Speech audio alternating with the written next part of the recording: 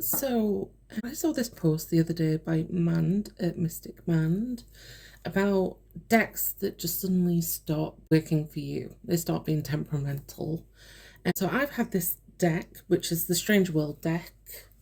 You can see it here. That since I've got it, it has been really temperamental, quite dark, quite negative. So I started thinking about this deck and like uses for it. Then kind of went through the deck, pulled a few cards, like thinking about my family and trying to pull cards until one came up that represented a family member.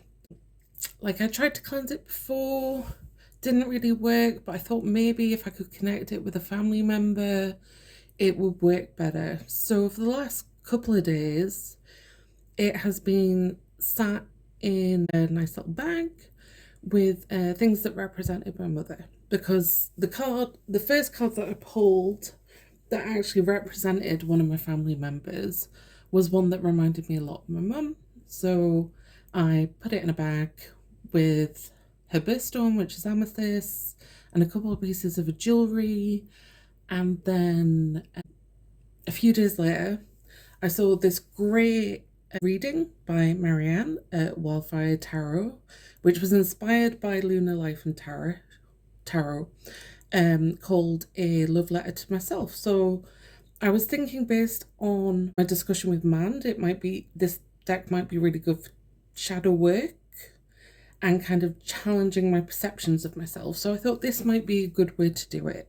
Doing a love letter to myself reading, which could be quite challenging, could have quite negative results, but I do need to challenge myself and break out of those old patterns and to push myself forward and start thinking about my future. So I did the reading, I've made some notes, I'm just going to go through it. So the first card is a truth about my inner beauty. I pulled the Ten of Swords. So instantly it's like, oh no, Ten of Swords. But based on the artwork of this and my knowledge of the card, I think in many ways it's quite an accurate card for me. Like, I am stereotypical sad girl. I maybe wallow a bit too much in grief and sadness, but I'm okay with it. Like, I am fine dealing with those big emotions, dealing with uncomfortable feelings. I sometimes get overwhelmed by emotions or like get drawn into it and find a hard time breaking out of it. But at the end of the day, that is me. And I'm okay with it. And I think it's quite a powerful skill to be able to deal with sadness and still, be able to get up in the morning, try and break out those cycles and those patterns and just keep showing up.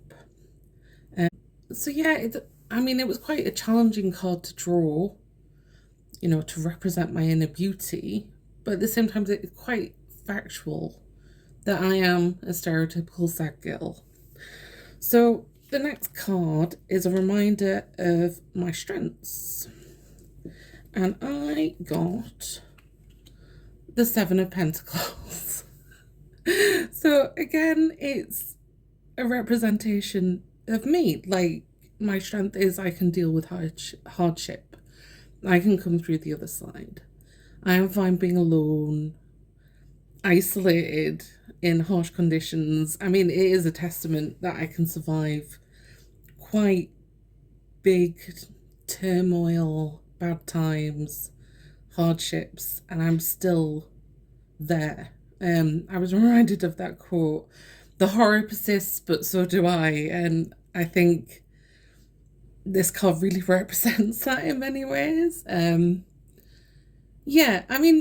Again, not a very positive card, but it is a good representation of me and my strengths in many ways. So the next card is something to release that holds you back from self-love. And I got the Wheel of Fortune. Again, I feel this is quite another accurate card. I know the Wheel of Fortune represents positive change, but I think, something that does hold me back is my fear of change, my fear of uncertainty, reluctance to make decisions, and also a bit of fear of what the universe is going to throw at me next, particularly over the last couple of years. I've had a number of significant deaths and health changes, and it's a big thing. Like, you get stuck in this cycle of negativity coming at you, one thing after another. So being scared of the future and not embracing change is definitely something that holds me back.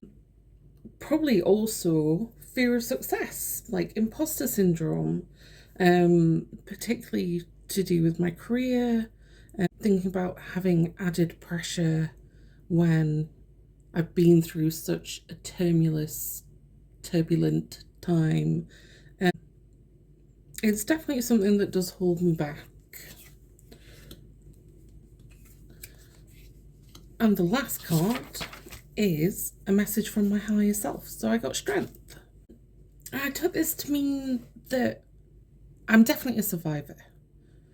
I'm stronger than I know. I've dealt with all these difficult situations that have come up in my life, and I'm still here. I'm still plodding on. I don't know if I come out stronger the other side, but I definitely do have that inner strength that carries me through. I also took this to represent, for me, to trust my guardians. So by guardians, I mean like family, friends, partner. Trust them a bit more, because this supportive figure here is there watching over me, making sure I'm there. And I think I've had a lot of self-reliance and being fiercely independent, and maybe I just need to trust my support systems a bit more. I also took this card to represent that I can push through the darkness. It's scary, but I can do it. And that I have courage and I'm braver than I know, and definitely braver than I give myself credit for. And that I need to overcome my self-doubt. I think a lot of us probably could take some mind in that we need to stop doubting ourselves. We need to live in the present and be more forward focused. The past, it influences who you are, but it doesn't necessarily define who you are to be. So yeah, this was my love letter to myself reading. Scarily accurate, but sometimes the cards just do that for you. And again, maybe the Strange World deck is going to be a good thing for me to use for that shadow work, for really pushing through those blocks that I have in my life in the future. Okay, thank you for watching.